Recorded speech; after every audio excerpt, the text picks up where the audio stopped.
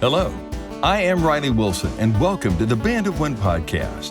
This podcast is created to help anyone that wants to be a more successful solo performer or become a solo performer and avoid a lot of the pratfalls and mistakes myself and some of my contemporaries have made.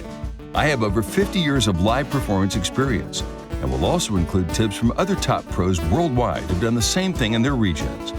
My desire is to make this actionable as well as entertaining. If you like what we do, subscribe, and don't forget to share it. Let's get busy. What's in a website? We addressed the topic of websites very briefly in episode 9, and if you haven't listened to that podcast yet, please go back and do so. Today's podcast is going to be a deep dive into what to actually put on there, how to do it, and how to get the best results. Some of my musician friends actually use online casting sites like The Bash, Gig Salad, or even Thumbtack to send prospective clients to see what they do online. While there's nothing wrong with that, it does require you to have at least a basic membership. Another issue with doing so is you can't often include direct correspondence links like a phone number or email address where they can contact you independently. If you don't mind that, then using a freebie membership with an online site like The Bash or Gig Salad can work for a while. I've had my own web page for more than 2 decades, and it's helped me book thousands of dollars of work every year. One of the first things that I suggest you do before creating your website is to look at other successful musicians and find out how their pages are laid out. If you wish to look at mine, my music site is guitarmadesimpler.com. When you open my main page, you'll see that I have several different pages on the site. I have information about my guitar method called Guitar Made Simpler, my teaching business, solo performing, and my recording business. As I pointed out in past episodes, I've been a career professional musician, so this requires me to have more than one income stream. Chances are you won't need anything this complex. In fact, early on, all you really need is a one-page site. However, what you put on this site has everything to do with whether you're going to book work or not. I encourage you to do some homework and look at other solo performers' pages. Look at David Payton's page at davidpayton.com, thewanderingbard.co, guitarist and bagpiper Michael Lancaster, and more. You'll see that each web page looks different. That's as it should be. However, the most important thing on each site is a phone number, an email address, and a quality photo of the solo performer. The photo might be the single most important part of the website. You need a professional quality photo, whether you pay a professional to do it or not. Check out the websites of guitarists Frank Gambale, Doyle Dykes, and Tim Pierce. Each of them have expertly crafted, professional-looking web pages with great-looking photos. While you might be able to shoot a picture with your cell phone and get good results with that, getting a professional photographer to shoot a clear picture of you doesn't cost what it used to. You might even be able to find someone on Thumbtack or Craigslist to do it for $100 or so. That's a small price to pay to get a quality shot that will book you work for years to come. Pictures are such a big deal that many photographers specialize in what is called headshots. A headshot is precisely what it says it is, a picture of someone's head and shoulders. Look at a realtor's picture. They often have spent quite a lot of money to get a great picture because they know if they can convey their personality through a photo, a potential client will trust them in the most expensive single purchase of their life.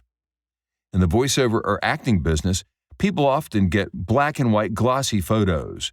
You've probably seen these of old-time movie stars. However, it's better to get digital photos in 2023 and certainly in color. If you have a spouse, significant other, or even a friend that knows quite a bit about hair, makeup, and clothing, this might be a great person to consult before agreeing to spend money on a headshot.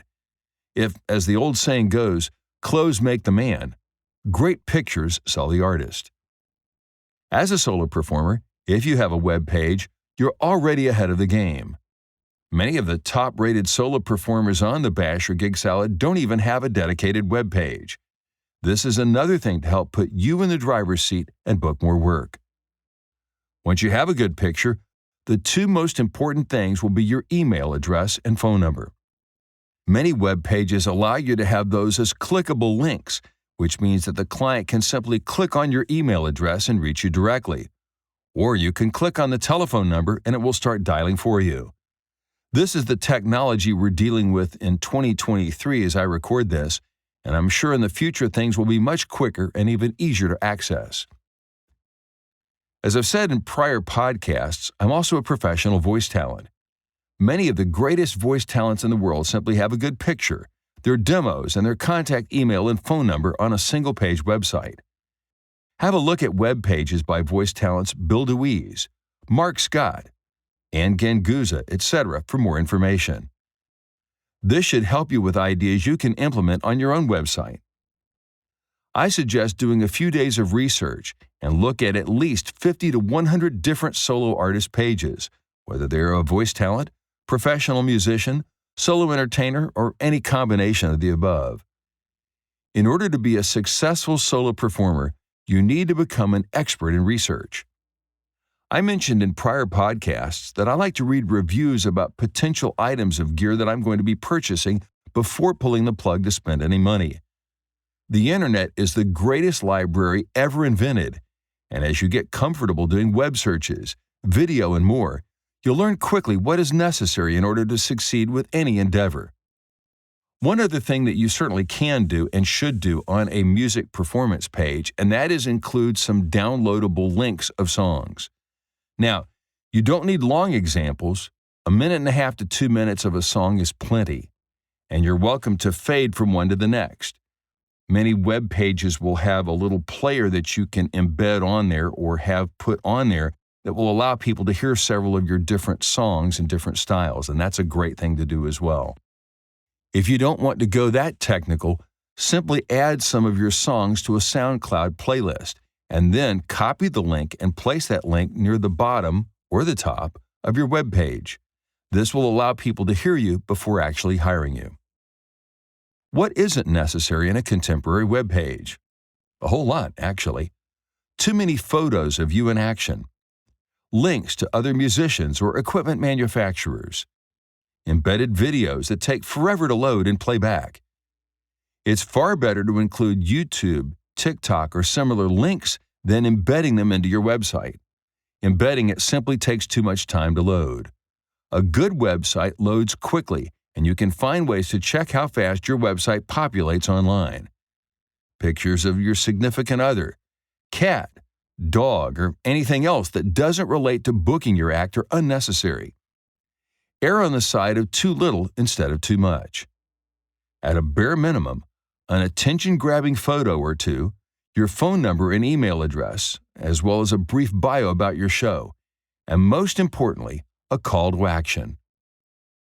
Have you heard about creating a sales funnel with a website? The idea is simple. Start wide and end up narrow. Now, in a music website, include the above items: your great-looking photo, email and phone number, along with things like a sample song list, referrals from satisfied customers, what to expect when hiring you, etc. If you've won any awards, recorded a CD, or opened for a major recording artist, include it here since this helps add street cred to your show. As the potential client reads down the page, you've created a need for what you do and given a prospect multiple reasons to hire you. Finally, it's time to ask for the sale. Some websites have calls to action in the form of a sample gig, say a 2-hour private party for $250. The funnel will have a contact form for contacting and booking you directly from the web page. You might even try including a special coupon for jobs booked directly from the site, maybe with a small discount up front. You can include a Cash App, Venmo, or Zelle number on the site for clients to pay immediately. This concept is very effective, and many times clients will book you, often without even speaking with you directly. Here in 2023, the majority of people access the internet with a smartphone, and to them, convenience is king. Make sure your website looks great on a variety of formats, from smartphones and tablets to full-blown computers with widescreen HD monitors. This is often referred to as a responsive web page, meaning the design expands or contracts depending on the device it's being viewed upon. As I mentioned in Podcast 9, I use a program called Rapid Weaver on my iMac for both my music and voiceovers pages. I do this so I can make changes at any time, and it's easier for me to do so than using WordPress or another program. For example, I may add a new song to my show and want to include this with my online song list. Now, if you don't want to hassle with any of this, I understand completely. You could get someone to design a web page for you, or use any of the excellent commercial applications to create your own site, like Wix and things like that. I do recommend being able to change things as you see fit when you need to change them.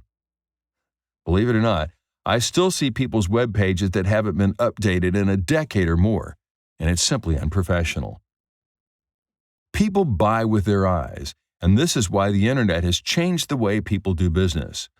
I taught guitar at a store many years ago, and the owner's marketing plan was simply to buy the biggest Yellow Pages ad he could afford. Now, 30 or 40 years ago, that might have worked, but it's simply a dinosaur today. Your web page tells the general public exactly what you want them to know about you.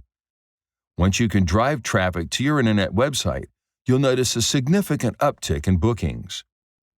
Now, you know how we roll. I always suggest something actionable at the end of each podcast. This is a simple one.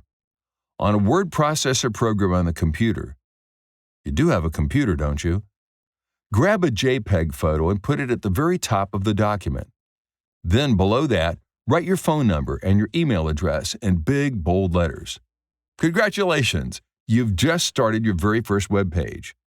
Since this is very simple, you may want to spend some time writing about what you've accomplished and a little bit about your show.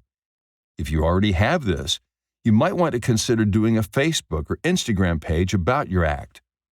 Make sure that those pages have at the very least a great photo or two and your contact information. Remember my counsel from a few episodes back. Make it easy for potential clients to book you. All right, that's enough for today. You've been listening to the Band of One podcast. I'm Riley Wilson, and thanks for joining us. If you have ideas for upcoming episodes, we'd love to hear from you. Get in touch with us at your convenience. You can also contact me directly at guitarmadesimpler.com. See you next time.